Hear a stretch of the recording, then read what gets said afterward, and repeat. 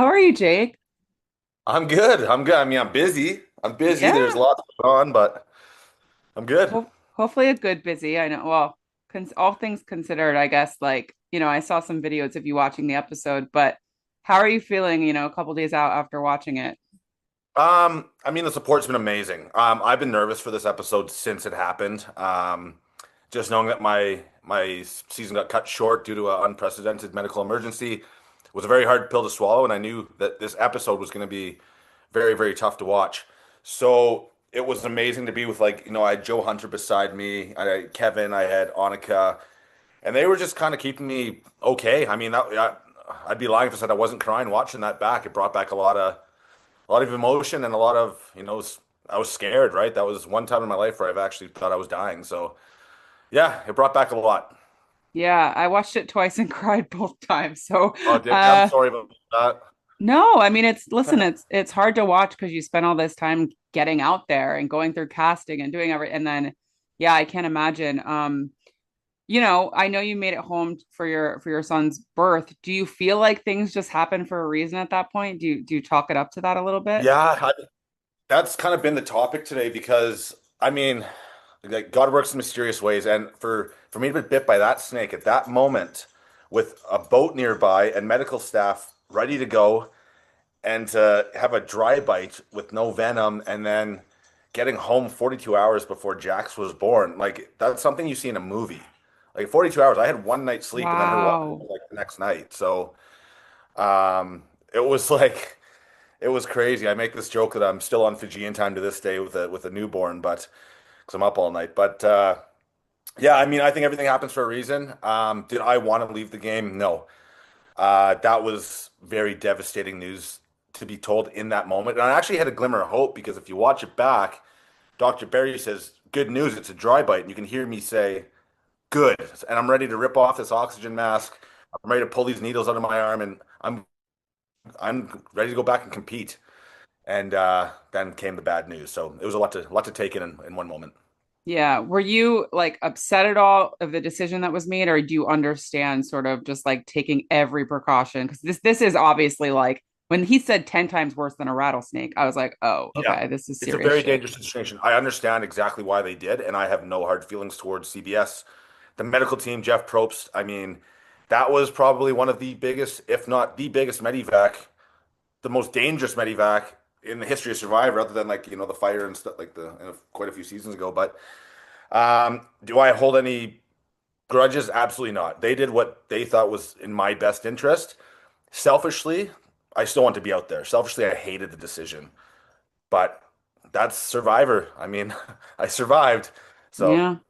damn, What watch out. what happened? I'm Oh, sorry. so cute. Over here. Hey. Um, what happened after we last saw you at base camp? Like, how long did you stay there? Did you go to the hospital? Like, how quickly were you Yeah. home? Yeah. So when they, after the cameras kind of turned off, I got taken to a Fijian hospital. And then it was in my best interest for observation and just to err on the side of caution. They medevaced me or airlifted me to Australia. So I went to Brisbane, Australia after that, and I was in the hospital there for a little bit. And I got fully cleared from there. I have a couple sisters that live in Australia, so I was Oh, able to say hello to them for the afternoon, and then I flew out, I think, that evening. And yeah, like I said, got home 42 hours before my kid was born. So it kind of wow. sucked because I didn't get to experience any of the after Survivor stuff. I never got to do Ponderosa. I didn't have a vote casted against me, right? I was going to get to the merge. I never got to win an immunity. I never got to win a challenge. Like, there's so much that I didn't get to do because of this damn snake. But, like I said, I got unfinished business out there, and maybe one day I'll get another chance at it. I was gonna say, has Jeff hinted at anything, or have you said, Jeff, like, I'm ready Yeah, I mean, whenever? no, Jeff, like I haven't spoken to Jeff since really right before the premiere. We had a phone call, but I mean, there's been posts going around on online that he believes in second chances, and this would be a good one. So it's all kind of hearsay. I'm waiting for the call. I'm telling you, if my phone rang right now, I'd have my bag packed before the end of the conversation. So I'm ready to go. I need to get back out there and do my thing. All right, well, if you go back, are we gonna see the shoe bandit back, or Yeah, are we retiring? so you know what's that's a great question. No one's asked me that today.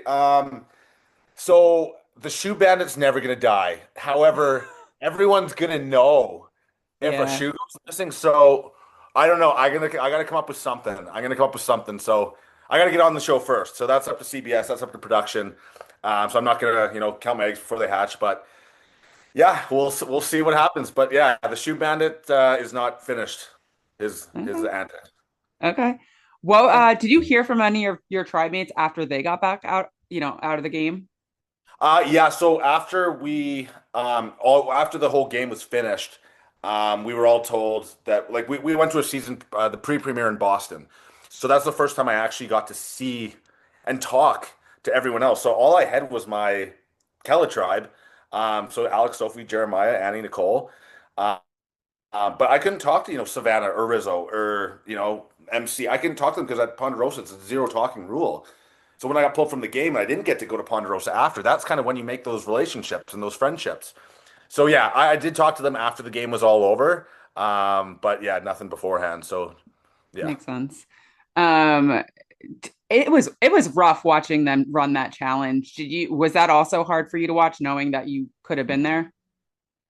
It was even just the way that everyone kind of reacted to the news about me, and you could see the raw emotion. You could see how much it affected my tribe because, yeah, like we're playing a game and we're all against each other, but we turn into a family there. And I've said that a couple times in the show, like these are our people away from our people, right? So they are very good friends of mine, and for me to go and for the uncertainty of what's happening to me has really scared them. It scared the other tribes, but I could see that they were playing that challenge with like using that as motivation, like they're doing it for me, which was really nice to see. Of course, we got to the puzzle again, and we all suck at puzzles. So I kind of knew that I saw the puzzle. I'm like, yeah, we're toast again. So I'm gonna be cheering for those two for the sorry, Sophie and Alex for the rest here. Yeah, yeah. I was gonna say, do you play the what if game? Because I mean, you guys had gone to tribal council twice right before that, so it's like Yeah. you were already sort of losing. But do you play that game like, well, if I was there, we could have won, or no, you don't even play that? Uh, yeah. So I mean, I was ready for that challenge. Like that. So that morning that I got bit, we got tree mail, and it hinted that it's a water challenge, and I love water challenges. I can hold my breath for a very long time. I knew for a fact we'd have the lead to start again. I knew it. However, we even said to each other, like, we hope there's not a puzzle at the end of this one. Like, there's got to be something else, right? Freaking So, puzzle, man. yeah. So I don't know. That was rough. That was rough. But yeah. Then I had to go to tribal again, which was another emotional moment. But because all three we had a core four, so that would have been really tough. Yeah, I want to ask you about tribal because obviously I do think, correct me if I'm wrong, Jeremiah was sort of number four in that four. Yeah. So were you surprised sort of the outcome and that Jeremiah was the one to go? I knew Jeremiah was going that morning. That's like they don't show you a lot of stuff on TV, but we knew that Jeremiah was the next one going. However, they're still gonna Jeremiah's gonna still talk to Alex, and Jeremiah's gonna talk to Sophie. So that's why they edit that in there. But I knew I didn't even have to watch it. I knew Jeremiah was going. Alex and Sophie wouldn't have parted ways because we made that pact from day one.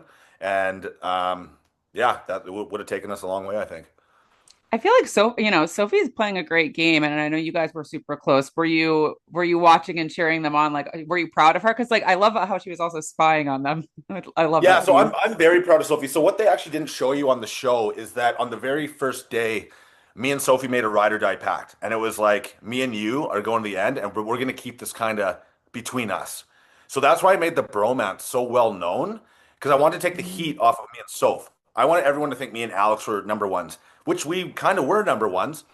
But we wanted to take the heat off me and Sophie so Sophie could go and get her information, bring it back to me. I can get information, bring it back to her, and it actually worked for us. And that's why Sophie looked so upset. Like she was my ride or die, and they all know that now. But it's just funny how they show on TV that I'm just doing this extravagant bromance that makes no sense, right? For everyone to know, but there was strategy behind it.